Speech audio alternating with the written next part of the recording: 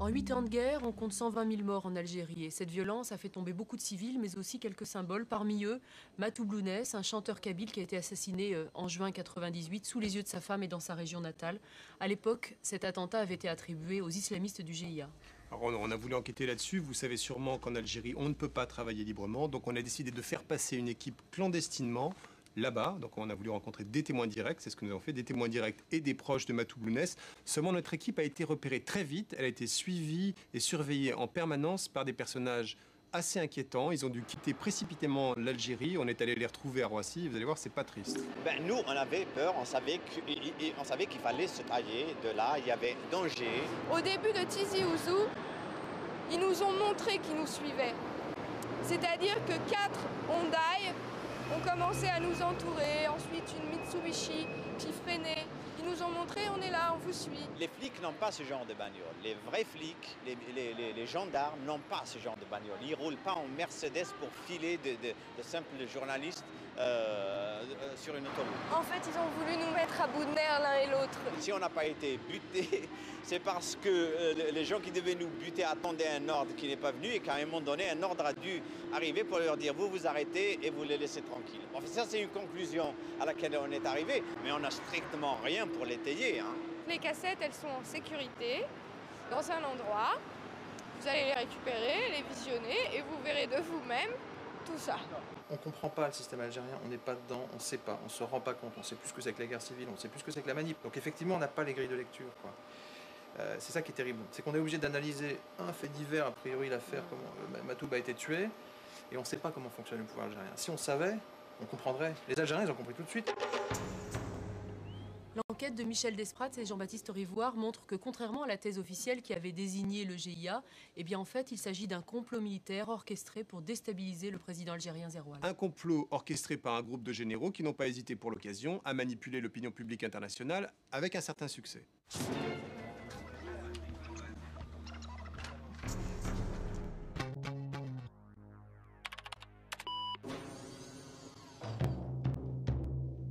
Torture, massacre, attentats islamistes. Depuis 1992, la deuxième guerre d'Algérie a fait officiellement plus de 120 000 morts. Des morts souvent sans visage, des crimes sans coupable.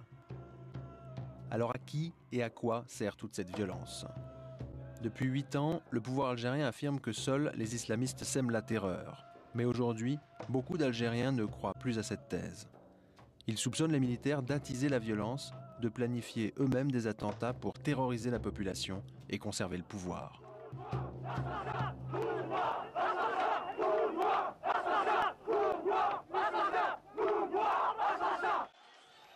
Parmi les 120 000 morts, nous avons choisi d'enquêter sur celle d'un artiste, un rebelle, un symbole, le chanteur kabyle Lounès Matoub. Merci pour votre courage, on est là et on résiste.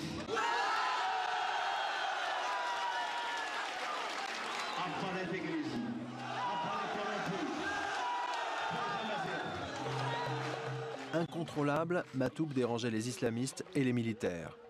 Lors des émeutes de 88 déjà, un gendarme avait tenté de l'assassiner d'une rafale de Kalachnikov. Le 25 juin 98, il est à nouveau mitraillé sur une petite route de Kabylie, mais cette fois, il ne se relève pas. Officiellement, Matoub a été tué par les islamistes des GIA. Mais à son enterrement, toute la Kabylie est convaincue que c'est le pouvoir qui l'a tué.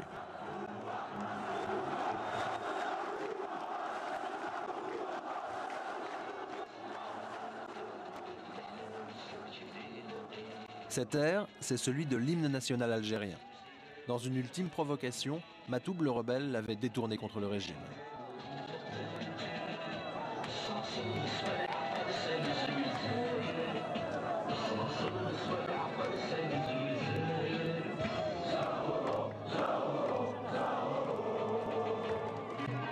Le lendemain de l'attentat, à Tizi Ouzou, les jeunes s'en prennent au symbole du régime.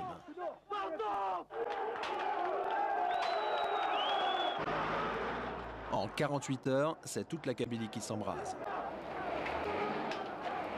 Sur l'arrêt de bus du lieu de l'attentat, une main anonyme dénonce des terroristes avec ordre de mission autrement dit des tueurs ayant agi sur ordre de la sécurité militaire. Où est la vérité? Qui tue en Algérie? Dans un pays où les journalistes étrangers trop critiques n'ont plus de visa, c'est le règne de l'opacité et de l'arbitraire. Après l'assassinat de Matoub, le premier à mener l'enquête est un habitant de son village. Avec un petit magnétophone, il va recueillir les témoignages des habitants du secteur de l'attentat. Dans les semaines précédant l'opération, certains d'entre eux avaient surpris des militaires en train d'effectuer d'étranges repérages sur la route où Matoub sera mitraillé. En France, nous avons récupéré la cassette de ces enregistrements. Depuis des mois que la sécurité militaire a étudié le terrain, il y a un officier de la sécurité militaire qui est connu. Il venait chaque jour. Il fait du footing. Il est connu, il est ici d'ailleurs. Il fait des télévisions. شحال كان قد عم نستوى قورن إلا نتنغن دقا تعودن ثلبونن استوحشن القاشي استوطبن فراش رقضة تساقضة تسن استوحشن مدن راني ما نسندي مجوهد تران لابيريك تران يتشوماري قرين سنركاني شطن سنركان تراني ما نسندي مجوهد هذا حالة تلبونات سننتنر كل فقنا سنقبل الحكومة فقنا سنقبل لا سيكوريتي ميليتير. L'un des gouverneurs des citoyens honnêtes qui ont signalé ça à la gendarmerie, à maintes reprises. Et حضرنا سنسبليكي la présence des étrangers armés, des gouverneurs, سواء اللي كلاس بزاف اللي شو خدموا من دايا.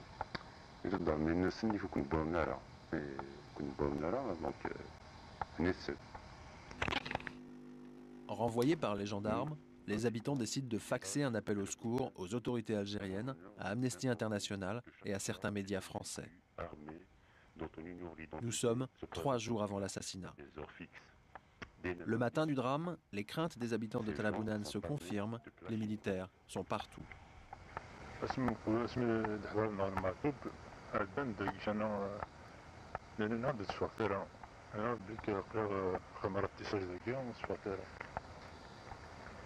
عدد العسكر نورمال كانت مشاكلي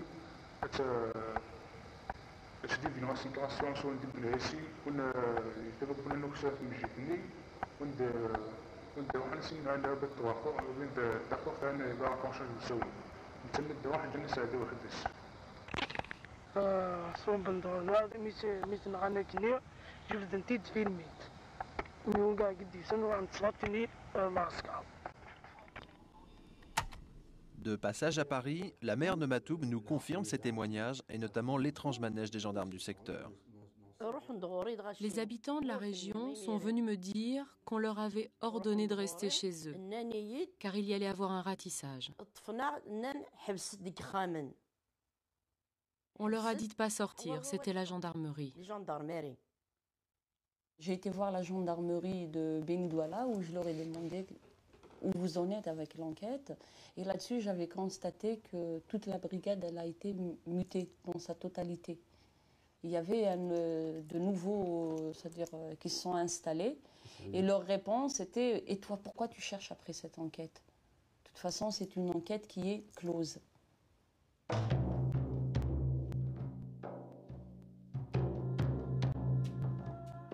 En Algérie, aucune caméra étrangère ne peut travailler sans être surveillée par l'armée ou la police. On décide de partir incognito, comme des touristes.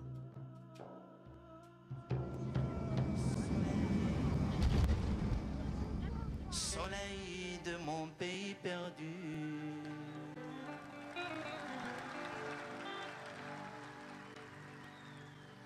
des villes blanches que j'aimais,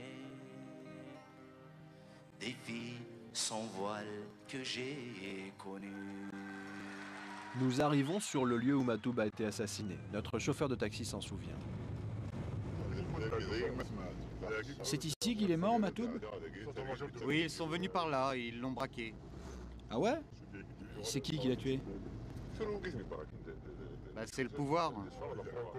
Ah ouais, c'est le pouvoir. Que Dieu ait son âme. Nous arrivons maintenant sur le lieu de l'attentat.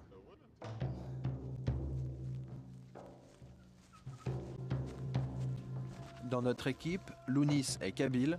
Celle qui filme, c'est Marina. Elle a une caméra dans son sac.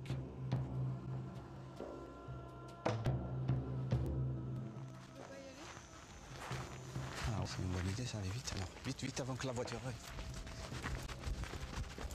Leur but, retrouver des gens qui auraient assisté à l'assassinat.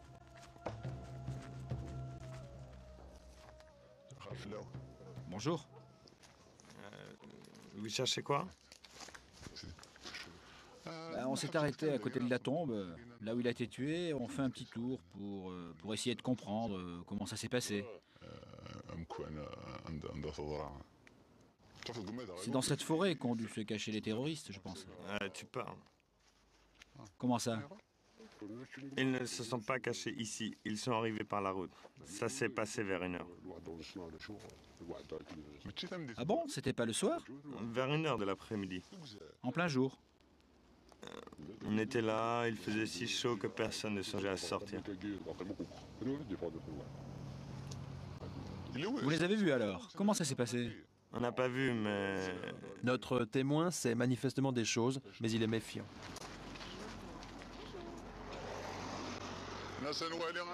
Bonjour.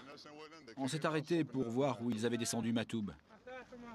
Ah oui, que Dieu ait son âme. Ils l'ont tué. Ils nous ont trahis. Ils l'ont pas raté, hein, les terroristes. Tu peux pas savoir si c'est eux. Même moi, j'en sais rien. On ne sait pas. Ah bon? Mais on a dit que c'était des terroristes. Et vous, vous êtes prêts à le croire? Personne ne sait. Ah bon? Qu'est-ce que vous voulez dire? On a peur, mon fils. On a peur de notre ombre. Ah oui, je comprends. Merci. Au revoir. Au revoir. 24 heures après ces premiers contacts, la confiance s'installe avec certains habitants. On nous oriente vers 2 témoins directs. Ils ont vu les tueurs, ils ont peur de témoigner, on leur garantit l'anonymat. J'ai constaté, il y a un son... Alors j'étais au bord de la route et j'ai entendu un grésillement de talkie-walkie. Alors je me suis retourné et j'ai vu des hommes descendre de l'Olivret. Ils étaient 7. J'ai fait semblant de ne pas les voir. Et les terroristes, ils passent par là d'habitude? Non, non, non, ils passent par la route normale, jamais par la forêt. Et pourquoi vous pensez que ce n'était pas l'OGIA? Parce qu'il y a du quoi, ils sont connus. Si c'était eux, j'en aurais reconnu au moins un ou deux. Notre deuxième témoin ne veut pas que son image apparaisse, mais elle confirme l'implication de l'armée dans l'attentat. Il y avait un camion de l'armée. Vous savez, je vous en supplie, ne me dénoncez pas. J'ai quand même des enfants. Après l'assassinat, les assaillants, ils sont repassés tout près d'ici. Ils sont descendus sous la route et là, j'ai pas bien compris, ils sont remontés habillés en tenue militaire. Nos témoignages se recoupent, ce sont bien des militaires qui ont assassiné Matoub. Pourquoi l'armée aurait-elle tué l'un des plus grands chanteurs kabyles? Pour l'éditeur François Gèze, un spécialiste de l'Algérie, l'assassinat de Matoub visait probablement à déstabiliser par la violence le président de l'époque, Yamin Zerwal. À cette période, un conflit très dur l'opposait aux généraux qui dirigent le pays. Il est très simple ce conflit, c'est-à-dire que le clan présidentiel, qui avait été nommé en fait et désigné par le clan des décideurs militaires, a voulu s'émanciper. D'une certaine façon, comme M. Boudiaf avait voulu le faire auparavant. Lui, on l'a assassiné. Lui, comme c'est un militaire, M. Zerwal, on va lui envoyer des messages. Le clan des décideurs va lui envoyer des messages. Donc il y a eu beaucoup de messages, des assassinats, etc.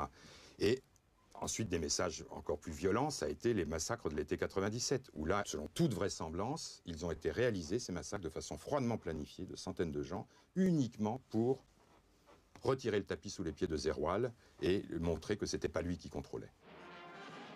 L'assassinat de Matoub visait-il lui aussi à déstabiliser Zerwal? C'est ce qu'affirme depuis 2 ans un officier déserteur de l'armée algérienne.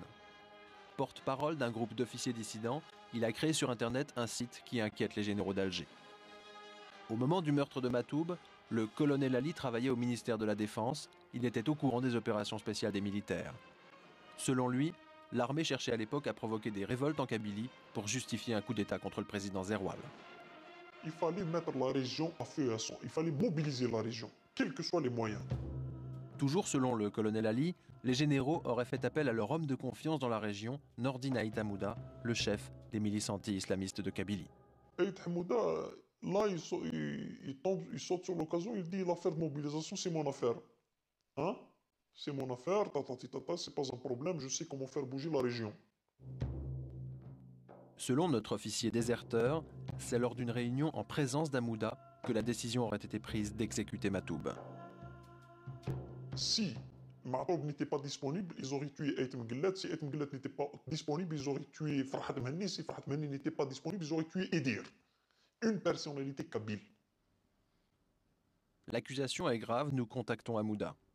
Vous savez, j'étais au courant de votre émission bien avant que vous m'appeliez, vous voyez? Mais vous étiez au courant comment?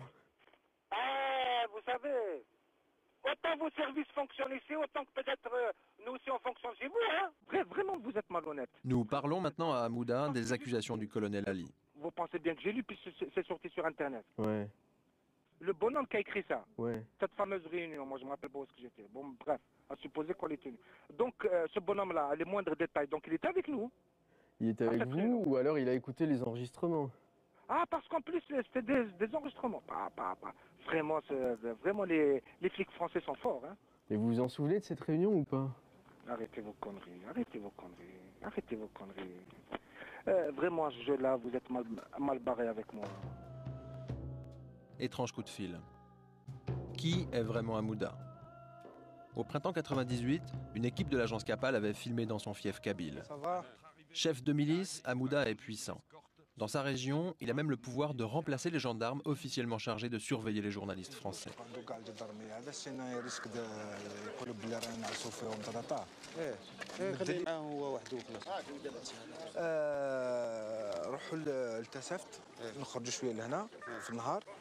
وروحوا البنيني لا لقيتو لا راه بنيني عيط لي نسبقوا قدام فوالا تري بيان هذا مكان ايوا بليزير. Chef paramilitaire, Hamouda est aussi député du Rassemblement pour la culture et la démocratie, un petit parti kabyle que Matoub avait souvent critiqué. Dès 90, le chanteur dénonçait publiquement dans le RCD une tentative de diviser les Kabyles. Sur son dernier album, on s'en prend au laquais servile d'un régime dictatorial, une attaque qui, selon les proches de Matoub, visait les dirigeants du RCD. Sur un de ces cahiers que nous avons pu consulter, le chanteur avait même écrit des textes encore plus violents, véritables brûlots qu'il s'apprêtait à chanter sur scène.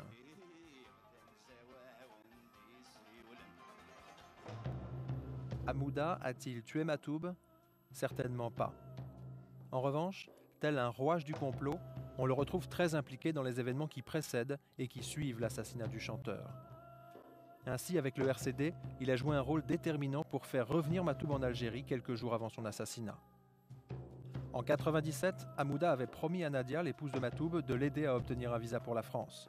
Mais au lieu de lancer les démarches, le RCD avait étrangement conservé son passeport pendant plus de 7 mois. Furieux, Matoub avait dû revenir en Algérie pour demander des comptes au RCD. Ce qui est choquant, c'est qu'après, il ne pouvait plus les avoir au téléphone. Donc il appelle Saïd Sadi ou autre, il ne peut plus avoir personne au téléphone. Donc il y a eu... Le problème, c'est que j'étais bloquée là-bas et Lounès était bloqué avec moi. Bloqué en Algérie, Matoub va tomber dans l'embuscade mortelle. Dans les minutes qui suivent l'assassinat, c'est Hamouda, toujours lui, qui appelle Malika, la sœur de Matoub, et les médias pour mettre l'attentat sur le dos des GIA. Le groupe terroriste du GIA connaît sa voiture, le connaissent lui particulièrement. Ils l'ont abattu donc dans un guet-apens. Il n'y a pas de doute pour ceux qui tuent en Algérie et particulièrement en Kabylie. Selon vous, qui a assassiné votre frère? La question ne se pose même pas. C'est les islamistes, c'est le GIA. Tuer un poète, c'est quelque chose de très particulier, c'est un acte fasciste. Tuer un poète au nom de Dieu, c'est un acte doublement fasciste. Lounès était évidemment la cible désignée de tous ces imbéciles qui, comme il le disait, éteignent les étoiles dans le ciel, c'est-à-dire les islamistes. Tout le monde répète la version communiquée par Hamouda, député RCD de Tizi Ouzou. Grâce à ces interventions, la France est convaincue que les assassins de Matoub, ce sont les islamistes. Hamouda est content, il recontacte Malika pour la féliciter d'avoir propagé la version officielle sur France 3. Lors de la discussion, il m'a dit « de toute façon, ton intervention lors de l'assassinat, elle a été appréciée à haut niveau militaire. Et quand tu vas rentrer en Algérie, je vais te les présenter. » Là-dessus, je lui ai dit « mais moi, je ne mange pas de ce pain. » C'est-à-dire, Lounès n'a jamais fréquenté ces gens-là pour que je le fasse aujourd'hui. Et avec une petite table comme ça amicale, il m'a dit « mais de toute façon, toi, tu dois faire gaffe dans tes interventions. T'arrêtes de parler du pouvoir. » Si Hamouda s'inquiète, c'est qu'en Kabylie, une partie de la population continue à accuser le pouvoir. Dans sa chambre de l'hôpital de Tizi Ouzou, Nadia, la jeune épouse de Matoub qui a échappé par miracle à l'attentat, commence elle aussi à exprimer des doutes. Début juillet, elle se confie à la mère de Lounès Matoub.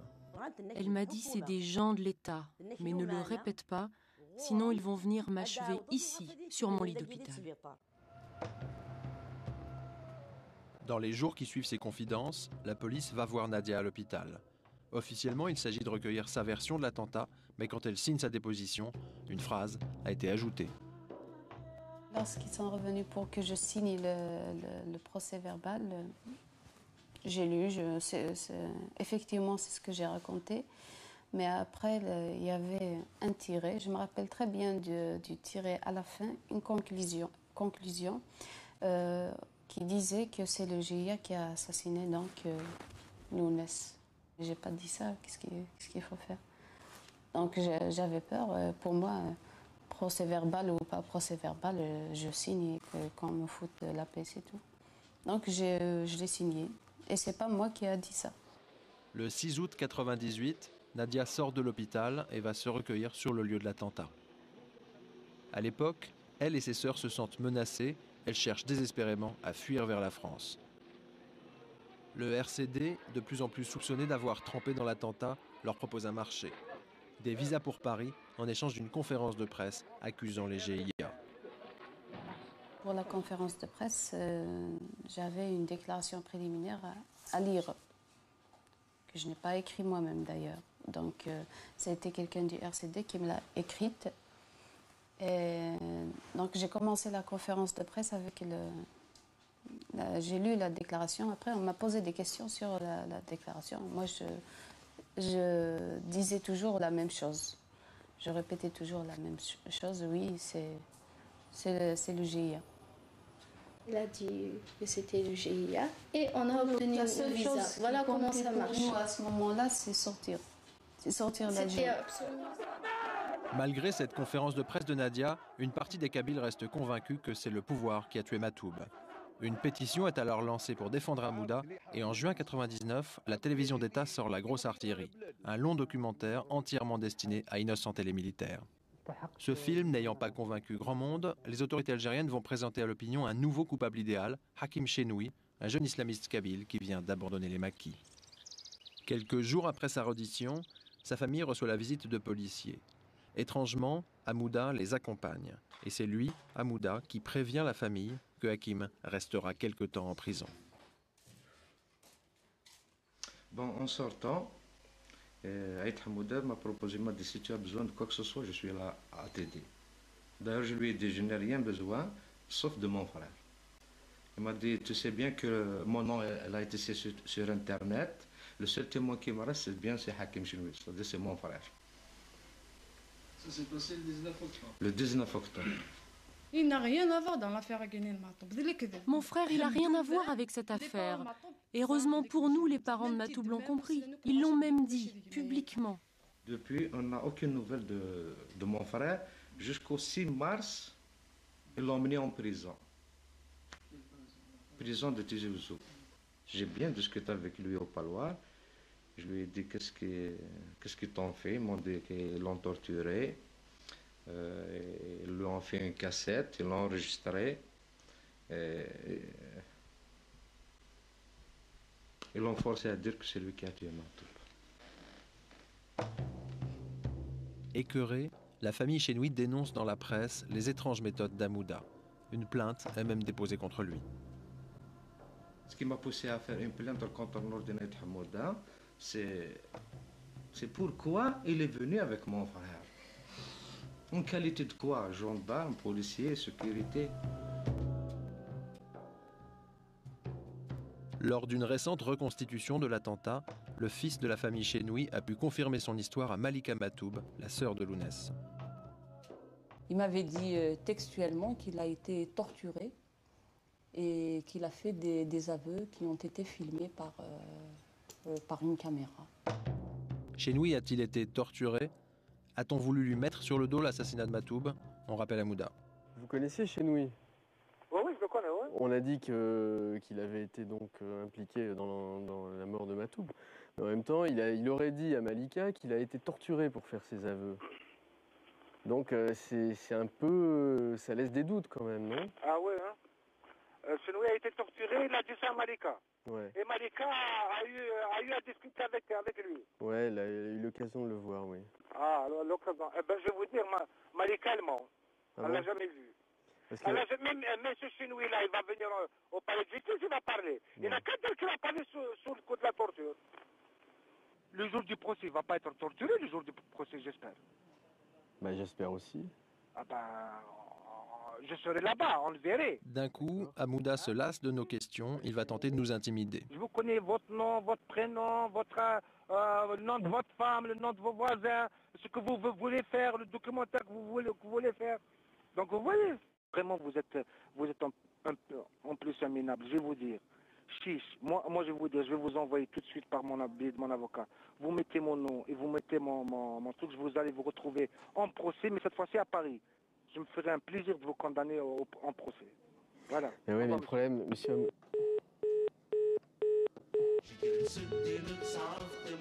Après Hamouda, nous avons contacté officiellement les généraux algériens mis en cause dans l'affaire Matoub. Aucun n'a accepté de nous répondre.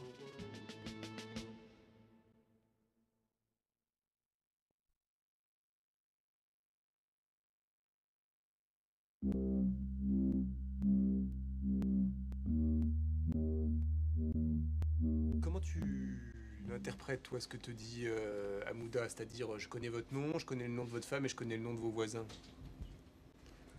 Bah,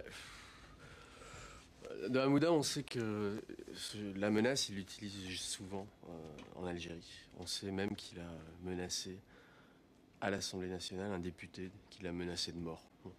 Moi, j'ai pas vraiment pris ça comme une menace de mort, on peut l'interpréter comme ça. En même temps, j'ai senti ça un peu comme de la frime. Vraiment de la frime. C'est-à-dire, attendez, vous me prenez pour un Mickey, je sais tout sur vous, je sais tout sur vous. Et après, c'est-à-dire après, c'était... vous êtes mal barré avec moi, enfin tu vois, des trucs comme ça. Mais c'était un peu toute la palette, quoi. C'était dans la discussion, c'était un peu toute la palette, il a un peu joué sur tous les tableaux, tu vois. Mais Hamouda, enfin vous le chargez énormément quand même, hein. C'est pas le personnage central de l'histoire, si. C'est vrai que quand on bosse, quand on enquête, Hamouda, on retrouve, tu vois, il a pris des positions publiques. Hamouda, il va à la télé, il va dans les JT, il affirme des choses, il joue un rôle clé pour faire revenir Matoub en Algérie. Donc c'est vrai que sur lui, on a beaucoup travaillé. Moi, je pense pas que c'est à son niveau que l'ordre a été pris, c'est plutôt au niveau des généraux et de la direction de l'armée. C'est toujours pareil, ces gens-là, tu les appelles, tu leur mets des fax, Michel leur a envoyé des fax précis. C'est la loi du silence, quoi. On leur demande des visas, ils répondent jamais, on leur pose des questions, ils répondent jamais, quoi.